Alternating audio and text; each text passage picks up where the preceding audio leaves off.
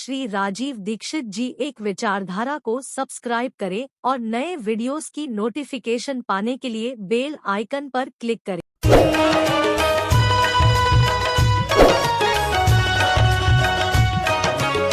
दुनिया को कभी कुछ भारत ने नहीं दिया। भारत को दुनिया के देशों ने बहुत कुछ दिया। हमको बताया और पढ़ाया जाता है कि अगर अंग्रेज नहीं आते तो इस भारत में कुछ नहीं होता। अंग्रेज नहीं आते तो शिक्षा नहीं होती, अंग्रेज नहीं आते तो विज्ञान नहीं आता, अंग्रेज नहीं आते तो तकनीकी नहीं आती, अंग्रेज नहीं आते तो रेल नहीं आती, अंग्रेज नहीं आते तो हवाई जहाज नहीं होता। ऐसी ऐसी बातें हम बचपन से पढ़ते आते हैं, सुनते आते हैं और आपस में चर्चाएं भी करते रहते हैं। और मुझे सबसे ज़्यादा दुख और दुर्भाग्य इस बात का लगता है कि हमारे अध्यापक हमको ये सब पढ़ाते हैं। गुरु हमारे जो आज के वर्तमान में है, अब गुरु तो कम हो गए हैं, शिक्षक ज़्यादा रह गए हैं, तो वर्तमान में जो हमारे शिक्षक हैं, अध्यापक हैं, वही हमको ये सब पढ़ाते हैं और बताते हैं इस तरीके से कि दिमाग में घुसा देते हैं, फिर उसका निकलना मुश्किल हो जाता है। आपने एक मनोविज्ञान की बात सुनी होगी, दुनिया में बार बार कही जाती है कि एक झूठ को जब बार बार बोला जाता है, बार बार बोला जाता है, बार बार बोला जाता है, तो थोड़े दिन वो झूठ सुनते सुनते सच लगने लगता। तो भारत के बारे में पिछले कम से कम 250-300 वर्षों से एक झूठ पूरी दुनिया में बोला जा रहा है कि भारत एक गरीब देश, भारत एक पिछड़ा देश, भारत एक अवैज्ञानिक देश, भारत एक ऐसा देश जहां विज्ञान नहीं, जहां तकनीकी नहीं, जहां गणित नहीं, जहां भौतिक शास्त्र नहीं, जहां रसायन शास्त्र नहीं, कुछ भी नहीं। भारत एक ऐसा देश जो हर समय दूसरों पर निर्भर, भारत एक ऐसा देश जो हमेशा परावलंबी, भारत एक ऐसा देश जिसकी अपनी सभ्यता और संस्कृति में गौरव करने लायक कुछ नहीं, और जो कुछ गौरव करने लायक है वो पाखंड है, जो कुछ गर्व करने लायक है वो अवैज्ञानिक है, उसका कोई वैज्ञानिक आधार नहीं, उसका कोई तार्किक आधार नहीं। इसी तरह की बातें पढ़ते पढ़ते, सुनते सुनते हम सब बड़े हुए। और हमारे शिक्षकों को जब हम ये प्रश्न करते हैं कि आप ये सब हमें क्यों पढ़ाते हैं, तो कहते हैं हमको किसी ने ऐसे ही पढ़ाया है तो हम तुमको पढ़ाते हैं। तो हमारे शिक्षकों के जो शिक्षक रहे हैं उन्होंने भी ऐसे ही पढ़ाया है।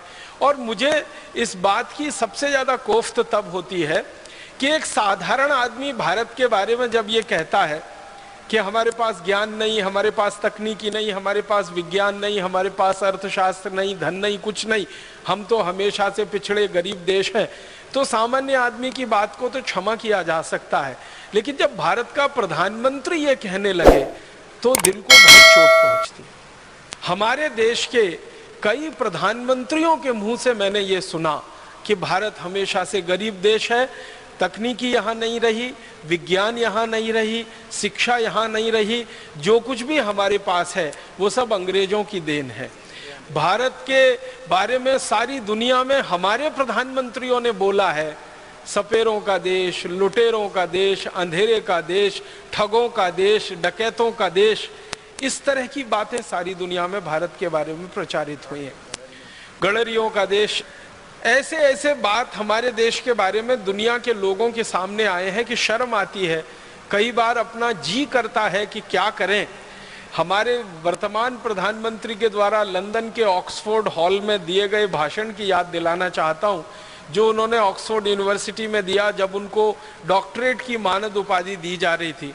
और उन्होंने यही कहा कि हम अंग्रेजों के बहुत आभारी हैं, जो अंग्रेज भारत में नहीं आते तो हमको तो ना विज्ञान पता था, ना तकनीकी पता थी, ना हमारी शिक्षा व्यवस्था कोई होती, ना हमारे पास कोई अर्थव्यवस्था होती, ना हमारे पास कोई कृषि व्यवस्था होती, ना हमारे पास डाकतार विभाग होता, ना रेलवे विभाग होता, वगैरह वगैरह। लंबा भाषण हमारे प्रधानमंत्री ने ऑक्सफोर्ड में दिया।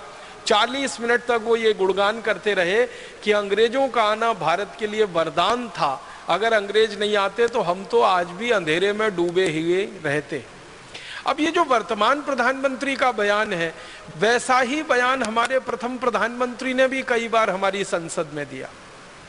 अपनी संसद में कहा भारत के प्रथम प्रधानमंत्री ने कि अगर अंग्रेजों का भारत के साथ संयोग नहीं होता तो भारत तो हमेशा अंधकार और अंधेरों में डूबा हुआ देश ही रहता। इसलिए भारत को विकास कराना है तो अंग्रेजों जैसा बनाना है, भारत को आगे बढ़ाना है तो अंग्रेजों के रास्ते पे ही चल के उसको ले जाना है। तकरीबन इसी तरह की बातें भारत के विभिन्न प्रधानमंत्री कहते रहे। शर्म और अफसोस हमारे देश के लोगों को देते रहे। 2 या 3 प्रधानमंत्रियों को छोड़ दिया जाए तो लगभग सभी प्रधानमंत्री इसी मानसिकता के रहे इस देश में पिछले 63 वर्षों में। एक प्रधानमंत्री थे जिनको भारत की परंपराओं पर बहुत गर्व होता था, संस्कृति सभ्यता पर बहुत गर्व होता था। उनका नाम था श्री लाल बहादुर शास्त्री। तो जब वो पहली बार प्रधानमंत्री बने तो उन्होंने एक बहुत बड़ा फैसला लिया था इस देश में, जो सामान्य रूप से किसी प्रधानमंत्री के साहस में नहीं होता। फैसला उनका ये था कि अमेरिका से लाल रंग का गेहूं आता था भारत में, जिसको अमेरिका में जानवर भी नहीं खाते, वो गेहूं हमें खिलाया जाता था। श्री शास्त्री जी ने फैसला लिया कि ये गेहूं हमें खाना मंजूर नहीं है, क्योंकि अपमानजनक तरीके से आता है और रद्दी है, सबसे खराब है। और वो गेहूं उन्होंने अमेरिका से लेना बंद कर दिया था। उस समय गेहूं का उत्पादन बहुत कम था और उन्होंने इतना बड़ा साहस दिखाया कि हम विदेशों से गेहूं नहीं खाएंगे और नहीं लाएंगे। तो कई लोगों ने उनको समझाया कि शास्त्री जी अगर ये गेहूं हम नहीं खाएंगे तो भूखे मर जाएंगे। तो इतना कड़ा बयान उन्होंने दिया था कि हमको भूखे मरना मंजूर है, लेकिन अपमानजनक शर्तों पर घटिया गेहूं खाना मंजूर नहीं।